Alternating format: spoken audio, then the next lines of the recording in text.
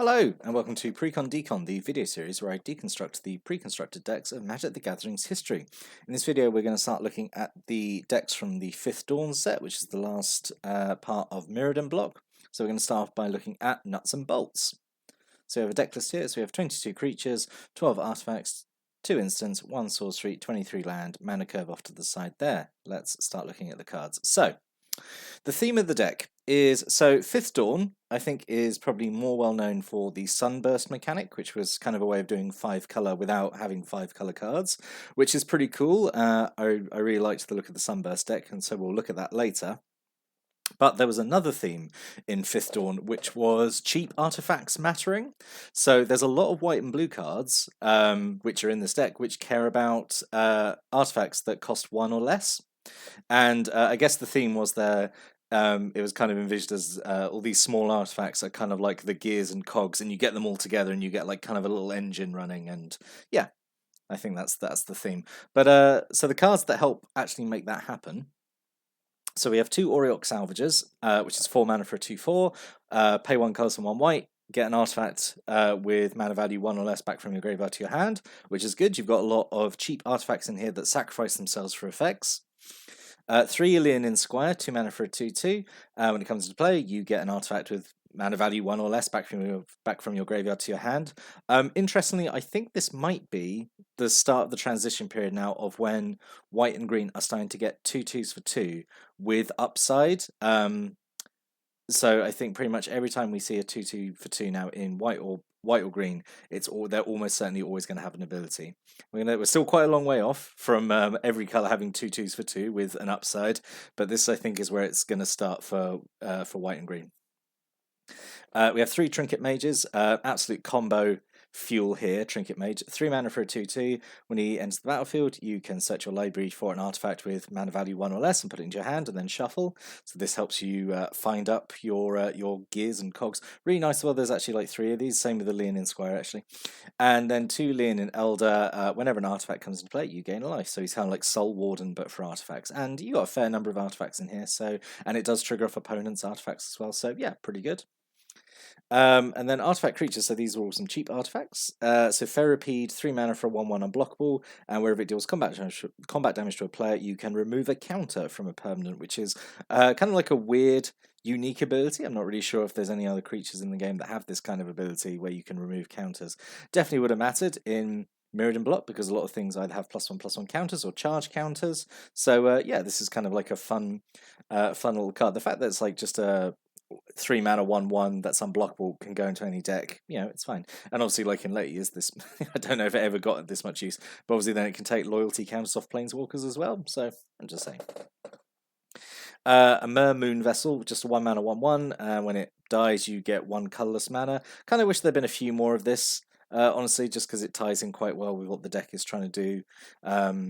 Like sacrifice these kind of things and get mana and and then bring them back and do it again. This deck is still around the time Mana Burn exists though, so you maybe wouldn't want to go maybe sacrifice too many of these in a turn, like if you didn't have ways of getting rid of the mana. But yeah. Single Ornithopter, again, kind of wish there was maybe more than one, but classic Ornithopter, 0 mana, 0/2 flyer. Yep, perfectly good.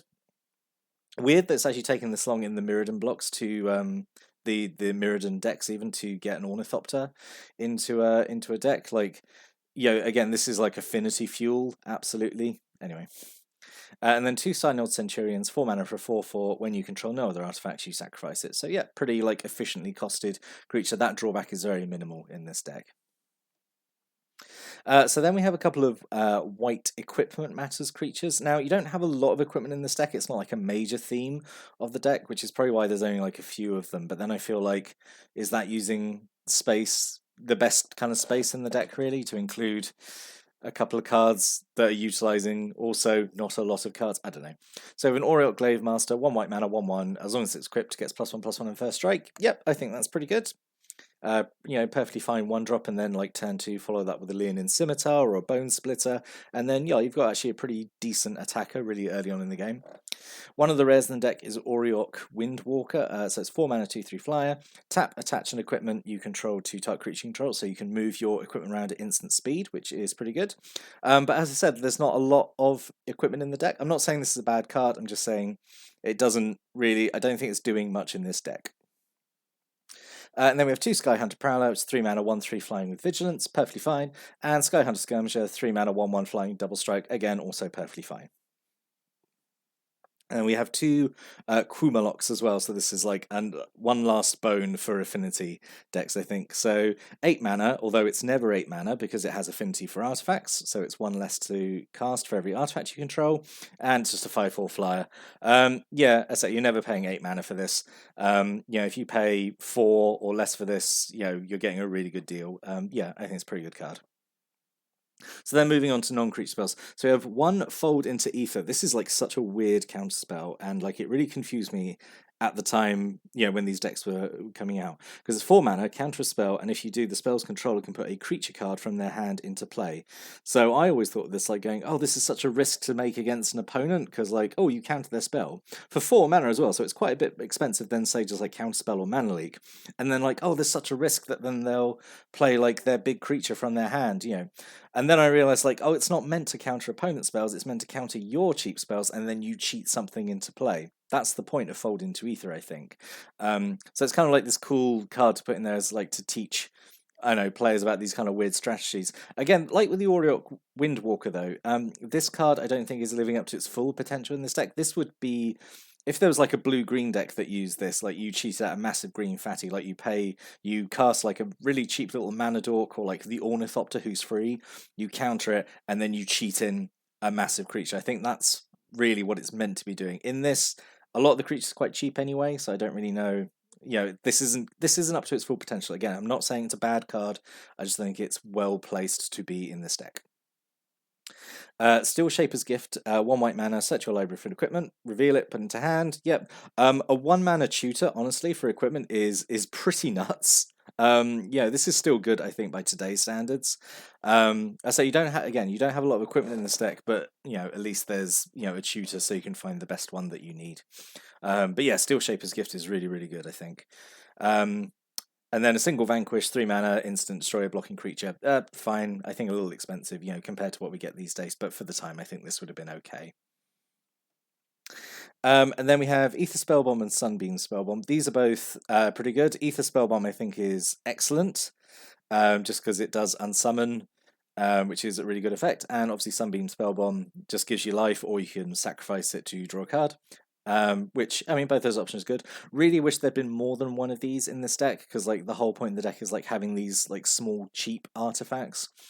So really only having one of them feels like, I don't know, not the best choice to make. But this pushes players in the direction, because all these decks are meant to be kind of springboards for kind of building your own deck. So this definitely would have planted the seed of like, oh look, hey, maybe have a bunch of these spell bombs in there and that kind of thing.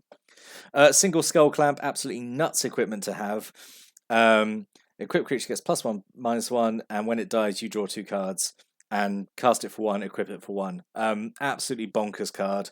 You've got quite small creatures in here, so you've got the chance there. If you just need to draw 2 cards, you just put this onto like, I don't know, the Moon Vessel off the just off the top of my head, and then whatever, for 1 mana you've just drawn 2 cards. Skull Clamp is crazy strong. I really have no idea how it got through like playtesting and exists in the form it does today. And then the other rare of the deck is Salvaging Station, so 6 mana artifact, so it's quite pricey. Tap, return a non-creature artifact card with mana value 1 or less from your graveyard to play. And whenever a creature is put into a graveyard from play, you can untap Salvaging Station. So this, I think, is pretty good. Gets your your cogs back. But this could have been a lot better, as we'll see in the what could have been section. But I think as it stands, this is perfectly fine. And the fact that it can keep untapping is really good. As I say, this had the potential to be really good, and this deck could have really popped off by including a few more cards like it, as we'll see. And then we have just a range of basic equipment. Bone Splitter, Leonin Bowler, Viridian Longbow. We've seen all those before in previous Mirrodin deck videos. These are all fine. Bone Splitter, I think, is the best really out of the 3. Healer's Headdress is a new card. So it's one of these cycle of like color aligned equipment that was in 5th Dawn. Um, it being the white one, it's the worst, I'm afraid, because all it does is give sort of a toughness boost and like a damage prevention ability.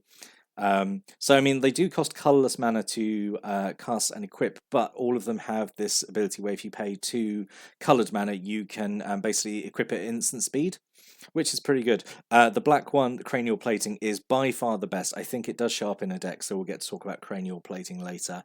But yeah, healer's headdress is pretty weak. I think it's the weakest one out of the cycle. And then we have 3 chromatic spheres, so another cog here. Just one, tap it, sacrifice it, get 1 mana of any color, and then draw a card. Yep, perfectly fine, perfectly fine. You know, not really much to say about chromatic sphere. It just fixes mana, I suppose, and then and gets you a card draw actually.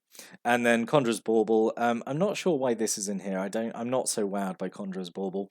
1 mana artifact, tap, sacrifice it. Put up to 1 card from your graveyard on the bottom of your library, and then draw a card. I feel like this goes against what the deck wants to do because I feel like it wants these cheap, it wants stuff in your to stay in your graveyard, so you can keep getting it back with like the salvagers, the salvaging station, that kind of thing. But I mean, at least this like is essentially tap draw a card, I suppose. So you could keep bringing this back, but I would have preferred another spell bomb, honestly. And then 2 Ancient Den, 2 Seat of the Synod. These obviously count as cogs as well because they're artifacts with mana value 1 or less. So if for any reason they're destroyed or sacrificed, you can get them back. So let's talk about what could have been in here. Right up front, because they're front and center. We're going to talk about the other stations because I really think this deck should have included more of these. So basically, you have Blasting Station, Grinding Station, and Summoning Station as the other stations. This might have been too much to put in the deck, but basically, if you put, I think it's any combination of three of them together, it creates like an infinite combo. Which I know it sounds maybe too much. I think it generally would have been fun to have that in a pre-con deck to like show new players that like, yeah, infinite combos are a thing, and you've got to work for them a little bit, but it can happen, and it's very satisfying when it does work. It really plays into this theme of getting all these artifacts together and getting them like really working, like a what was like a factory line almost. So Blasting Station is sacrifice a creature and it does 1 damage to any target, and when a creature enters the battlefield you can untap it. Summoning Station would have been the other rare 7 mana, but when you tap it you put a 2/2 colorless pincher. Sure, creature token into play. Not even an artifact, it's just a colorless pincher, whatever that is meant to be. And then whenever an artifact is put into a graveyard and play, you can untap Summoning Station. And then Grinding Station is sacrifice an artifact. Target player puts the top 3, basically mills 3, and whenever an artifact comes into play, you can untap Grinding Station. So if you have like one of the cogs in your graveyard, and you have like Blasting Station and Grinding Station, you could have like and Summoning Station. You get all 4 together. They just go off infinitely. You can just keep doing 1 damage or keep milling someone for 3. I just think that would have been like a fun thing to do, just to have that pre-packaged in a theme deck. I don't know. And then at the top here, just some other options that we could have had. Chimeric Coils is a 1 mana artifact. You can spend X and 1 and turn it into an XX artifact creature until end of turn. Which is fine because if it dies, its mana value is 1 less, so you can get it back. So that's fine. Mer Servitor, I really would have liked to see this because it's a 1 mana 1/1. And basically, at the start of your turn, if you have a Mer Servitor in play, all Mer Servitors come back from all graveyards back into play, which is like a really fun ability. It means like, you've always got your cogs out, basically. You've got like kind of this endless swarm of Mer Servitors, so having 4 of those, I think, in here would have been really fun. Arcbound Worker is just, again, it's another artifact creature with mana value 1 or less. It's got modular 1, so when it dies, you put a counter on something, so you can keep recurring it, and maybe it keeps dying, and you keep moving a counter around. And Machinate is just a blue spell. You basically dig X, where X is the number of artifacts you control, so you look at the top X cards of your deck, you pick 1, and then the others go on the bottom of the deck. So yeah, I think those all would have been fine, but definitely the stations, at least 1 more of the stations I think would have been good in this deck. But in summary, I wasn't expecting to like this one going into it because, like, I think I've said before, white blue is my least favorite color combination. But I was looking at this one and, like, I don't know, it just ticked a button for me. You know, it really scratched an itch of this idea of like all these kind of small artifacts flying around, and like you would assemble them and have all these kind of combos going off. So in that regard, and like I think it's a great springboard for doing something like that, make it, you know, taking a bit further.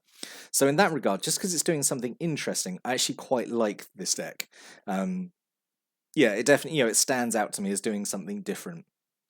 I have no idea how it would have played because I don't know, maybe it seems like a little, in terms of creatures, it seems a little weak. Maybe I think it would have, maybe if you played it, it would have felt like, oh no, I'm not doing much in the combat phase or whatever. But yeah, I think it gets points just for doing something different and having quite a unique theme, which is the cheap artifacts. But that's just what I think. What do you think after seeing the deck and the deck list? Did you have this deck and did you change it? And if you did, what changes did you make? I'd really like to know how you like tinkered with nuts and bolts to make it a bit more efficient, a bit more like combo-y and intricate. That'd be really interesting to hear. But I'll be back next time. I'm going to look at another Fifth Dawn pre-constructed deck. But until then, thank you for watching and listening, and have a great day.